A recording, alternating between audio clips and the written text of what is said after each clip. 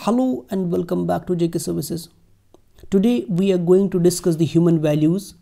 In addition to it, हम discuss करेंगे कि जो डिफरेंट लीडर्स है, ग्रेट रिफॉर्मर्स है, ग्रेट एडमिनिस्ट्रेटर्स हैं, उनके लाइफ के इम्पोर्टेंट वैल्यूज़ क्या थे कि वो ग्रेट बने.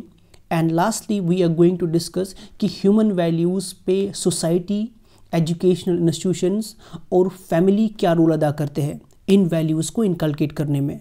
Without wasting time, let's begin today's session. Human values. Values किस चीज़ को कहते हैं? Values are unavoidable and essential element of important decisions in human era. Values वो essential element है जो हमारे decision making में काफ़ी ज़्यादा अहम रोल अदा करते हैं. यानी हम कौन सा decision लें, उसमें जो हम क्राइटेरिया इस्तेमाल करते हैं उन्हें हम वैल्यूज़ कहते हैं. वैल्यूज़ वो बेसिक और फंडामेंटल बिलीफ्स है जो गाइड करते हैं और मोटिवेट करते हैं हमारे एटीट्यूड को और हमारी एक्शंस को.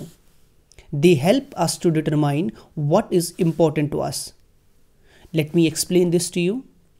अगर आपके वैल्यूज़ में कंपैशन, आपके वैल्यूज़ में केयर, आपके वैल्यूज़ में इंटीग्रिटी भरी है, तो ये आपकी पर्सनल लाइफ और एज वेल आपकी जो पब्लिक लाइफ है उसमें झलकेगा. अगर आप कोई डिसीजन लेंगे तो ये वैल्यूज़ उसमें काफ़ी हद तक मदद कर लेते हैं और डिसाइड कर लेते हैं कि आप किस किस्म का डिसीजन लेंगे. अगर आपका एटीट्यूड है जो करप्टेड है, अगर आपके दिमाग और जहन में खाली पैसा वैल्यू रखता है, जो आप डिसीजन लेंगे उसमें वो चीज़ झलकेगा.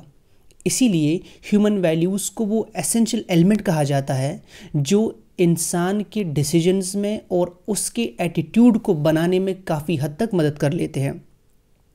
Values are link that ties together personal perceptions and judgements, motives and actions. Values वो लिंक है जो हमारे पर्सनल परसेप्शंस को लिंक प्रोवाइड करते हैं किसके साथ, कि हम कौन सा जजमेंट लें, हम कौन से मोटिव्स अपने रखें और हम किस तरह के एक्शंस करें. इन सारी चीज़ों में एक जो कनेक्टिंग लिंक है that is values. The same applies in understanding social and political life.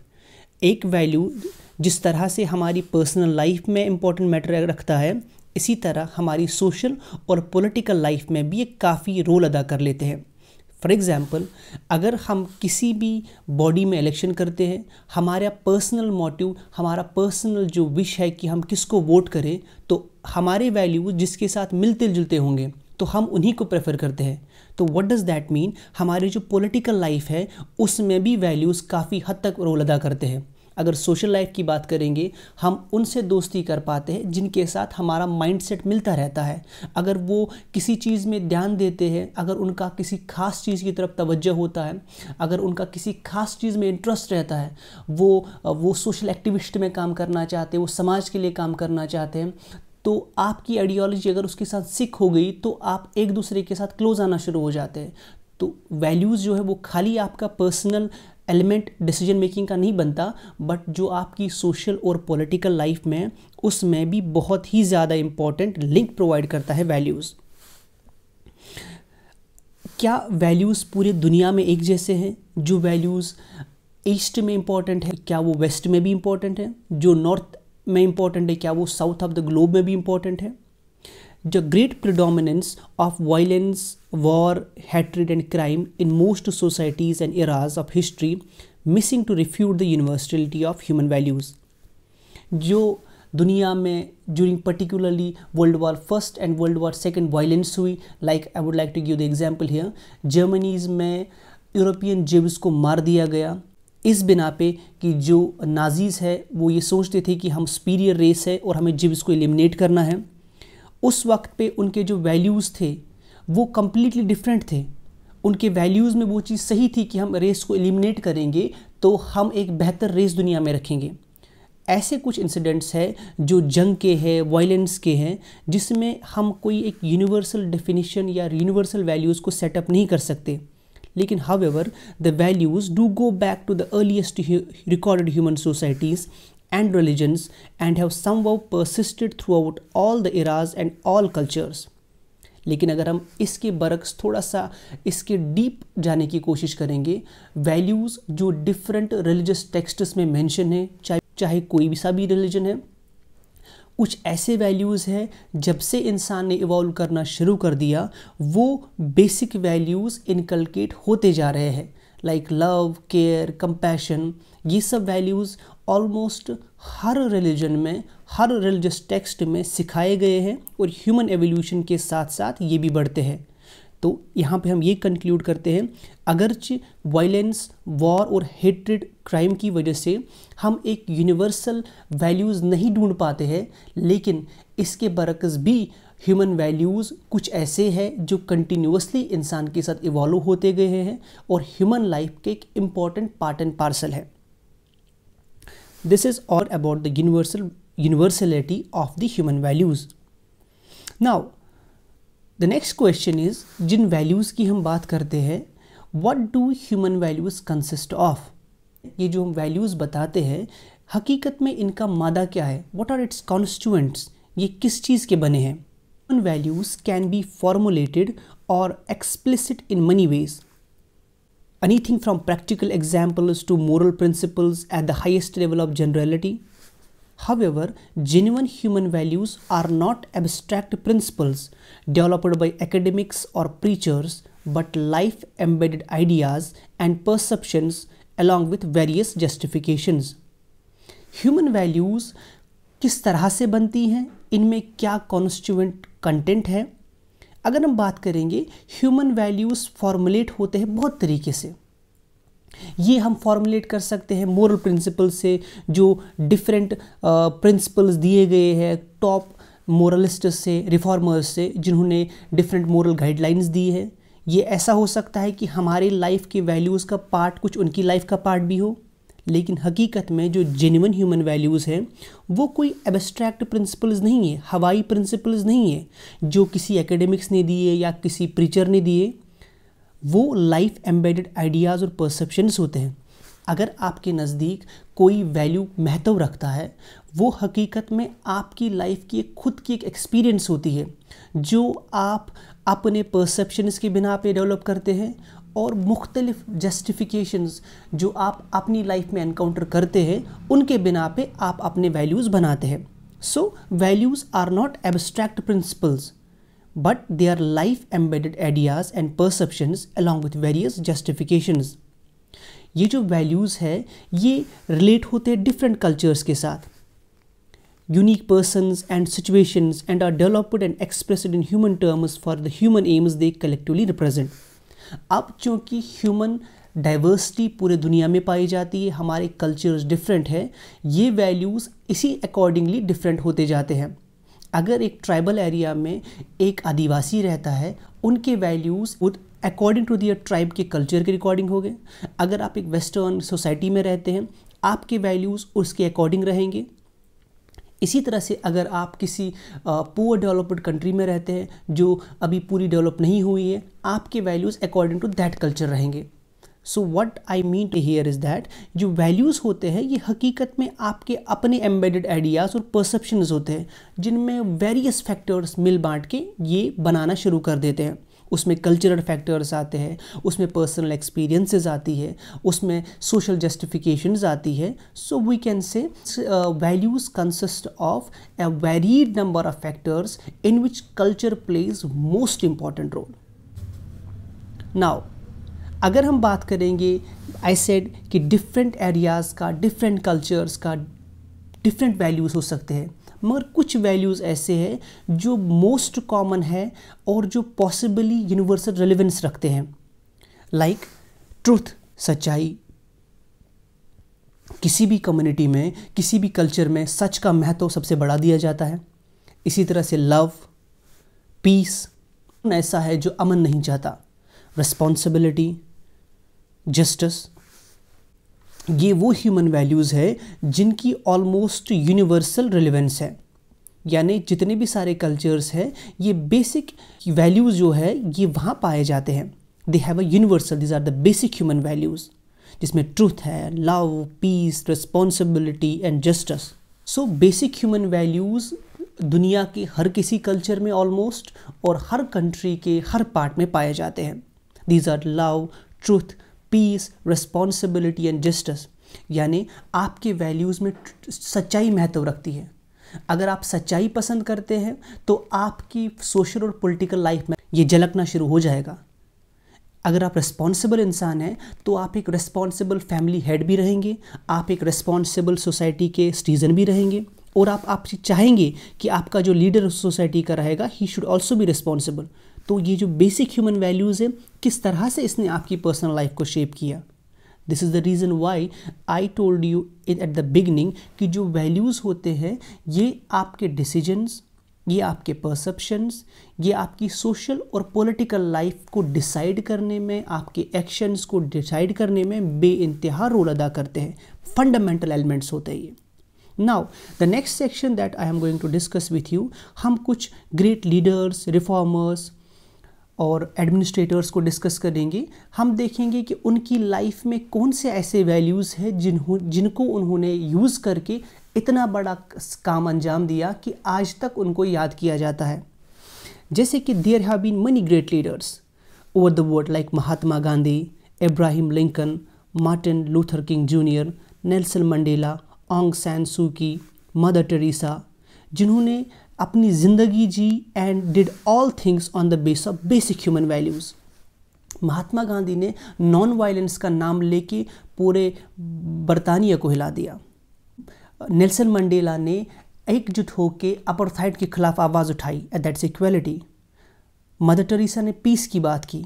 जो basic human values in great leaders के पास थे, जिनको इन्होंने मैनिफेस्ट किया अपने काम में और अपनी ज़िंदगी जी, जैसे the values include love for justice, सच्चाई के लिए प्यार, सेल्फलेसनेस, अपने आप के सारे इंटरेस्ट को छोड़ के सोसाइटी को जी जान लगा के देना, अपने respect for humanity, dignity for all, love and caring behaviour, peace loving यानी जो नॉन वायलेंस, जैसे मैंने सत्याग्रह कहा आपका महात्मा गांधी का, बिनोवलेंस, कंपैशन, ये कुछ ऐसे वैल्यूज़ हैं जिनको इन ग्रेट लीडर्स ने अपनी लाइफ में यूज़ किया, मैनिफेस्ट किया और इनको अपने फंडामेंटल वैल्यूज़ बनाए दुनिया में, और बेइंतहा ऐसे काम अंजाम दिए ताकि हिस्ट्री और वक्त, आने वाला वक्त, आज का वक्त भी इनके कामों को याद कर रहा है।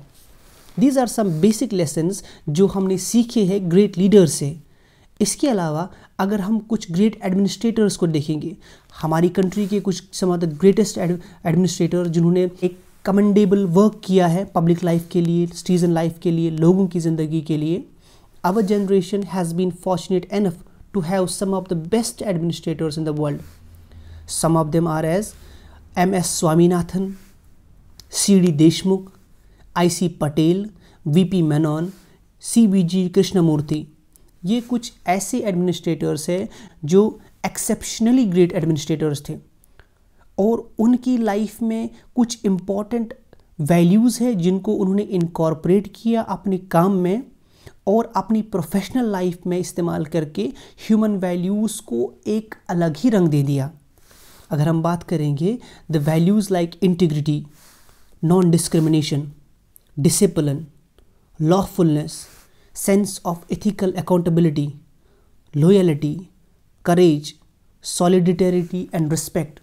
अगर हम MS स्वामीनाथन की बात करेंगे, जिनको फादर ऑफ ग्रीन रेवोल्यूशन कहा जाता है इंडिया में, इन्होंने एक्सेप्शनली वर्क करके अपने पूरे टीम के साथ इंडिया में ग्रीन रेवोल्यूशन को सर अंजाम दिया। How was this possible? Because इसके काम में इंटीग्रिटी थी, डिसिप्लिन था इनके काम में, करेज थी, सॉलिडिटी और रिस्पेक्ट थी, और इनको एक एथिकल रिस्पॉन्सिबिलिटी थी कि अगर हमें इंडिया को फूड क्राइसिस से बाहर लाना है, हमें एकजुट होके एक स्ट्रैटेजी अपना के we have to come out of this food security issue. So this is one of the example that I am trying to discuss with you कि इन ग्रेट एडमिनिस्ट्रेटर्स और ग्रेट लीडर्स ने इन वैल्यूज़ को use करके एक अपना नाम बना दिया, अपने देश के लिए और अपने लोगों के लिए बहुत रोल अदा किया। You can incorporate these examples in your question paper. अगर आपके पास क्वेश्चन आता है कि अगर आप इस डिस्ट्रिक्ट के एडमिनिस्ट्रेटर है, ये है, तो क्या करेंगे, देन अगर एडमिनिस्ट्रेशन के रिलेटेड सवाल आ जाता है तो यू कैन कोट दिस की जिस तरह से MS Swaminathan, CD Deshmukh, IC Patel and VP Menon के कुछ इंपॉर्टेंट वैल्यूज़ जैसे integrity, non discrimination, discipline etcetera उन्होंने इनकॉर्पोरेट करके एक अच्छा पब्लिक एडमिनिस्ट्रेटर बने, एक अच्छे पब्लिक एडमिनिस्ट्रेटर्स बने। हम इन ग्रेट लीडर्स से लेसन लेके अपनी लाइफ और अपने पब्लिक रिलेशंस को बेहतर बना सकते हैं। So these are 2 sections. One was the lessons from the great leaders. The second is lesson of great administrators. Now the third is जो great reformers थे, जिन्होंने सोसाइटी को रिफॉर्म किया, जिन्होंने एग्जिस्टिंग सोशल क्राइम्स के खिलाफ आवाज़ उठाई और चाहा कि हम सोसाइटी में रिफॉर्म करें। इंडिया में there have been many social reformers like Kabir, Guru Nanak Dev ji, राजा राम मोहन रॉय, ईश्वर चंद्र विद्यासागर, स्वामी विवेकानंद, जिन्होंने चैलेंज किया प्रिवेलिंग इविल कस्टम्स को एंड एनलाइटेड किया सोसाइटी को बहुत सारे सोशल और रिलीजियस मैटर्स पे। जैसे आपको पता है कि राजा Ram Mohan Roy played very important role, सती के खिलाफ इन्होंने आवाज़ उठाई, जबकि हिंदू कल्चर उस वक्त, हिंदू सोसाइटी उस वक्त सती को सही मानती थी, लेकिन इन्होंने एग्जिस्टिंग लॉज के खिलाफ आवाज़ उठाई, एग्जिस्टिंग सोशल कस्टम के खिलाफ आवाज़ उठाई और कहा यह सती गलत है, this is against the women rights. इसी तरह से ईश्वर चंद्र विद्यासागर ने बहुत ही इंपॉर्टेंट रोल अदा किया है वुमेन एजुकेशन में। गुरु नानक देव जी ने कंपैशन, लव सिखाया सोसाइटी को। कबीर ने भक्ति मूवमेंट में प्यार, लव, ह्यूमैनिटी की बात की। और जो एग्जिस्टिंग उस टाइम एनिमिटी के ऑप्शन सोसाइटी में थे, नफ़रत की आग लगी हुई थी, एग्जिस्टिंग जो कुछ प्रीचर्स, रिलीजियस प्रीचर्स आपस में नफ़रत फैलाया करते थे, इन्होंने सोसाइटी को रिफॉर्म करने की कोशिश की। अगर इनके बेसिक वैल्यूज़ हम देखेंगे तो क्या वैल्यू रखते थे, कौन से वैल्यू इनके पास महत्व थे, क्या टूल्स थे इनके पास, because they have respect for humanity, इनके पास डिग्निटी फॉर ऑल था, इनके बेसिक वैल्यूज़ में था humanism, reason and inquiry for seeking the truth. जैसे कि मैंने राजा राम मोहन की बात की, अगर सोसाइटी सती कस्टम को रिलीजियसली सही मानता है, हम इंक्वायर करेंगे क्या वजह है ये सही है, क्या ये सच में सही है कि नहीं है। जब इसने एक पैमाना लगाया, when he used the criteria to check whether sati is right और wrong, he inquired about this tradition and about this custom, the result came out that this is wrong, and इसने पब्लिकली इस बात को कहा और पब्लिकली कंडम किया at the highest level that sati is wrong. इसी तरह से काइंडनेस एंड कंपैशन की बात गुरु नानक देव जी ने की, कंटेंटमेंट एंड सोशल इक्वलिटी की बात जो है दैट ईश्वर चंद्र विद्यासागर ने वुमेन एजुकेशन के रिलेटेड की। So these are some of the values जो ये ग्रेट रिफॉर्मर्स है इन्होंने हमें सिखाए, और इन्होंने ये वैल्यूज़ अपने बेसिक फंडामेंटल लाइफ वैल्यूज़ में रखे, फंडामेंटल बिलीफ्स में रखे, और अपनी पूरी ज़िंदगी इन्हीं पे काम करके सोसाइटी को बहुत चेंज किया, बहुत ही रिफॉर्म्स लाए।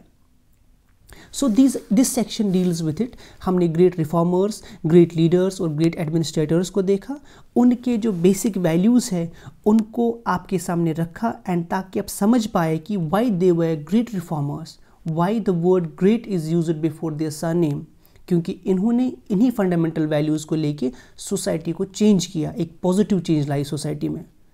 नाउ अगर हम इन वैल्यूज़ की अब बात करेंगे जो हमने अभी आपसे कहे कि वैल्यूज़ क्या है, क्या ये वैल्यूज़ खुद ही आ जाते हैं, क्या ये हेरिडिटरीली हमारे पास आ जाते हैं, या ये वैल्यूज़ जो है इनको इनकॉर्पोरेट करने में कोई ऐसा इंस्टीट्यूशन है जो हमें मदद करता है। Let us discuss this part now.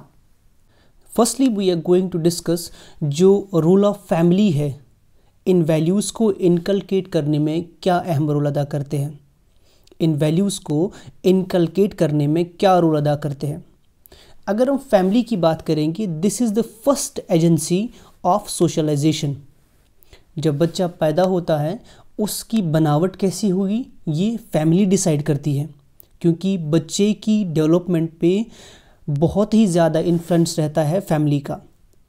ये बहुत सारे स्टडीज़ आज तक किए गए हैं जिनमें ये देखा गया, children who are successful and great achievers and well adjusted come from the families where sustaining wholesome relationships exist. बहुत सारे ऐसे रिसर्च किए गए जिसमें देखा गया कि जो बच्चे आगे जाके ज़िंदगी में सक्सेसफुल हो जाते हैं ये यूजुअली उन फैमिली से होती है जहाँ पे होलसम रिलेशनशिप एग्जिस्ट होती है। यहाँ अमीर और गरीब घर की बात नहीं हो रही। एक गरीब से गरीब घर का बच्चा भी ज़िंदगी में सक्सेसफुल हो सकता है, लेकिन उसका जो एनवायरनमेंट है अपनी फैमिली मेम्बर्स के साथ, अपने फादर के साथ, अपने मदर के साथ, किस तरह की उसकी अपब्रिंगिंग है, तो वो उनके वैल्यूज़ को इनकलकेट करने में, वैल्यूज़ को डेवलप करने में बेइंतहा रोल अदा करते हैं। इसीलिए therefore family is the home which sets the pattern for child's attitude towards people and society. इसकी इंटेलेक्चुअल ग्रोथ को डिटरमाइन करने में और इसकी एस्पिरेशंस को सपोर्ट करने में और गुड वैल्यूज़ डेवलप करने में family plays an important role. You need to remember the few key points that family is the first and major agency of socialization. Secondly, ये बच्चे की intellectual growth को और good values को develop करने में basic role अदा करते हैं। The second that we will discuss today now is the role of society. जिस तरह family का role values को develop करने में है, क्या society का कोई role है? अगर हम बात करेंगे एडमिनिस्ट्रेटिव मोरालिटी की, एडमिनिस्ट्रेटिव मोरालिटी हकीकत में is a part and parcel of general morality of the community. जब तक आप फैमिली की बात करेंगे तब तक लाजिमन आपको एक ब्लड रिलेशन, एक एफिनिटी अपने फैमिली मेम्बर्स के साथ होती है, लेकिन जब आप एक पब्लिक लाइफ में आते हैं आपका एटीट्यूड सोसाइटी की ओर क्या होगा, ये हकीकत में आपके सोशल वैल्यूज़ पर डिपेंड है।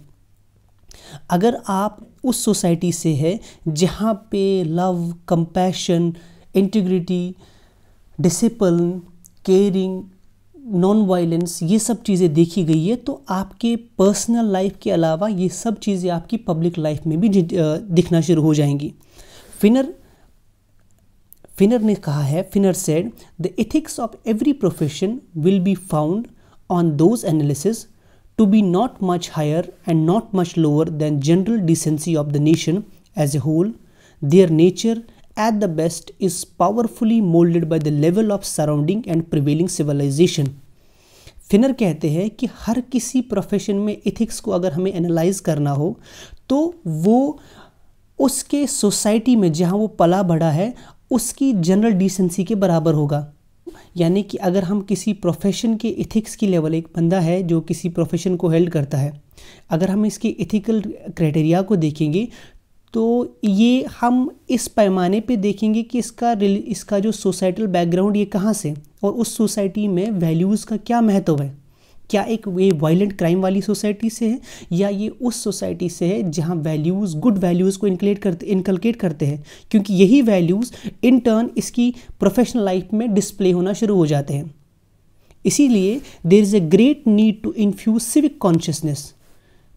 जब हम सिविक कॉन्शियसनेस एक सोसाइटी में डालते हैं, पैट्रियोटिज्म एंड डिसिप्लिन सिटीजन्स में डेवलप करते हैं, एजुकेशन से, फाउंडेशनल लिटरेसी से, तो ये हकीकत में होल पार्ट एंड पार्सल बन जाता है पब्लिक एडमिनिस्ट्रेशन का, क्योंकि इसी सोसाइटी से ये बच्चा, ये आदमी अपनी डेवलपमेंट करता है एंड लेटर ऑन ये इसी सोसाइटी को सर्व करता है थ्रू पब्लिक ऑफिसेज। और जब एक आदमी की इंटेलेक्चुअल ग्रोथ एक अच्छी सोसाइटी में होती है जहाँ सिविक कॉन्शियसनेस, पैट्रियोटिज्म और डिसिप्लिन सिखाई जाती है, और जब यही आदमी कल को आके जब the same person starts to be the reformer, administrator, इसमें वो कॉन्शियसनेस और रिस्पॉन्सिबिलिटीज़ पहले से होती है, hence he becomes a great leader. He serves its people, अपने लोगों की को सर्विस प्रोवाइड करता है कंपैशन के साथ। सो this is the second point कि सोसाइटी किस तरह से रोल करती है इनकलकेट वैल्यू करने में। Now the last part of today's discussion is that कि द थर्ड इज़ जो रोल ऑफ एजुकेशनल इंस्टीट्यूशंस हैं, ये क्या रोल अदा करते हैं कि इनकलकेट वैल्यू करने में। सी, एजुकेशन एक ऐसी प्रोसेस है जो इनिशिएट करता है लर्नर्स को into a form of life that is considered as desirable to preserve and promote. Education necessary involve करता है ट्रांसफॉर्मेशन ऑफ वैल्यूज़, क्योंकि एजुकेशन का एम ही क्या है? Development of human personality, pursuit of knowledge, preservation of culture, development of character, promotion of social justice, scientific temper, democracy, secularism, इसी तरह से बहुत सारे कॉन्स्टिट्यूएंट्स ऑफ गुड लाइफ को सिखाया जाता है। और ये जो सारे कॉन्स्टिट्यूएंट्स है डेवलपमेंट का, नॉलेज का, प्रिजर्वेशन का, कैरेक्टर को डेवलप करने का, सोशल जस्टिस का, ये हकीकत में वो वैल्यूज़ है जो आपके लाइफ को शेप करते हैं। It is through education that society seeks to preserve and promotes its cherished values.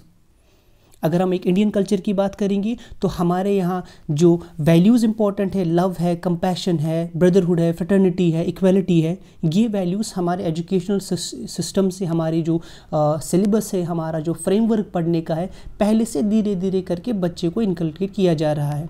इसी तरह से डिफरेंट कल्चर्स है दुनिया के जहाँ पे कुछ बेसिक वैल्यूज़ है जो बच्चे को इनकलकेट किए जा रहे हैं। So on the three fronts, that is family, जहाँ बच्चे की प्राइमरी सोशलाइजेशन होती है, इसके अलावा सोसाइटी जहाँ का जिसके पैरामीटर्स के बिना पे आप अपनी पब्लिक लाइफ को डील करते हैं, and third education institutions. These three play very important role, rather they play the fundamental role जो आपके इन वैल्यूज़ को शेप करने में मदद करते हैं। This is all about today's session. I hope कि आपको ये लेक्चर पसंद आया होगा। I will be uploading the PDF of all these lectures on the Telegram. The link is in the description. You can go and download the PDF from there ताकि आप बेहतर तरीके से समझ पाएँ कि मैंने आपके साथ जो आज का वीडियो डिस्कस किया। Thank you so much for watching. Bye bye.